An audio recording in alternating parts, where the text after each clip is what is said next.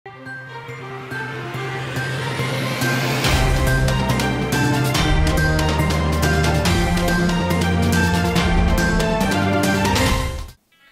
Erdogan کی امام خطیب مدرسے سے فارغ التحصیل ہونے کے بعد مرمرہ یونیورسٹی میں داخلے سے غریب خاندانوں میں امید کی نئی کرن پیدا ہو گئی، لیکن پھر 28 فروری 1997 میں نجم الدین اربکان اور تانسو چلر کی مخلوط حکومت کا تختہ الٹنے سے سب کچھ تبدیل ہو کر رہ گیا۔ امام خطیب مدرسوں سے فارغ التحصیل طلباء کے لیے یونیورسٹی میں داخلے کو رکوانے کے لیے بڑے بڑے مضحکہ خیز طریقہ کار استعمال کیے جاتے رہے۔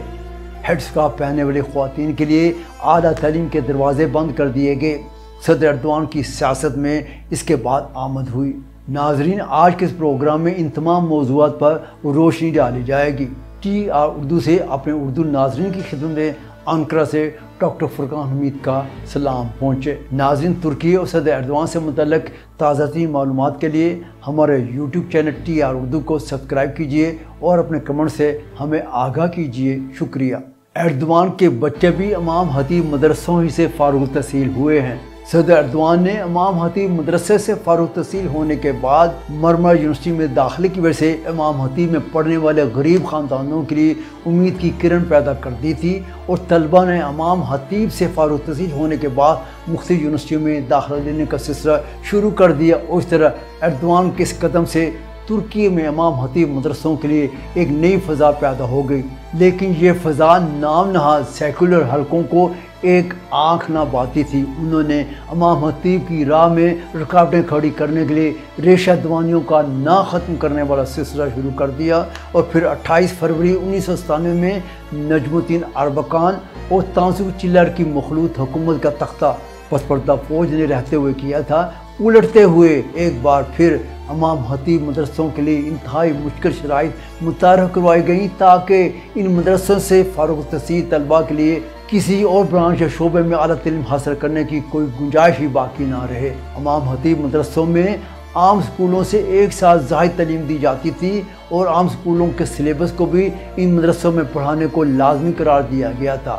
ان مدرسوں میں مذہبی تعلیم کے علاوہ ترکی زبان و ادب، فزکس، کیمیا، فلسفہ، سوشیالوجی اور تحریک کے پیریڈ بھی باقاعدگی سے ہوتے، لیکن نام نہاد سیکولر حلقے ان مدرسوں کی ہمیشہ ہی خلاف ورزی کرتے رہے۔ لیکن ان تمام تر مشکلات کے باوجود ایردوان نے اپنے چاروں بچوں کو امام خطیب مدرسوں ہی سے تعلیم دلوائی، اور وہ چاروں کے چاروں ان امام خطیب مدرسوں ہی سے فارغ التحصیل بھی ہوئے۔ یونیورسٹیوں میں امام خطیب اور ہیڈ اسکارف کا مسئلہ پیدا ہوا۔ کیا یہ انصاف ہے؟ ترکی میں امام خطیب مدرسوں سے فارغ التحصیل ہونے والے طلباء کے لیے یونیورسٹیوں میں داخلے کو روکنے کے لیے بڑے ہی مضحکہ خیز طریقہ کار استعمال کیے جاتے رہے ہیں۔ مثال کے طور پر عام اسکولوں سے فارغ التحصیل طلباء کو کسی یونیورسٹی میں 600 مارکس حاصل کرنے پر داخلہ مل جاتا، تو امام خطیب مدرسوں سے فارغ التحصیل طلباء کے لیے یہ میرٹ بڑھا دیا جاتا اور اسے 700 مارکس تک کر دیا جاتا۔ پھر مزے کی بات، اگر ایک عام ہائی اسکول میں تعلیم کا سلسلہ 12 سال میں مکمل ہوتا تو امام خطیب مدرسے میں یہ مدت 13 سال کی ہوتی، جبکہ طالبہ جو ہیڈ اسکارف پہنا کرتی تھی ان کے لیے اعلیٰ تعلیم کے دروازے مکمل طور پر بند کر دیے جاتے۔ ایردوان سے قبل اس قسم کی نام نہاد سیکولر ذہنیت تھی ترکی ایک بار حکمرانی کرتی چلی آ رہی تھی۔ صدر ایردوان کی سیاسی زندگی کی کامیاب کہانی بھی دراصل اسی ہیڈ اسکارف کے خلاف جدوجہد کے آغاز سے شروع ہوتی ہے۔ ایردوان کا سیاست میں قدم رکھنا۔ ایردوان سن 1976 میں ملی سلامت پارٹی کے بے اولو یوتھ ونگ کے چیئرمین، اسی سال استنبول کی صوبائی یوتھ ونگ کے چیئرمین منتخب ہوئے۔ انہوں نے 1981 میں Oxford school of economics and commercial sciences سے گریجویشن کیا۔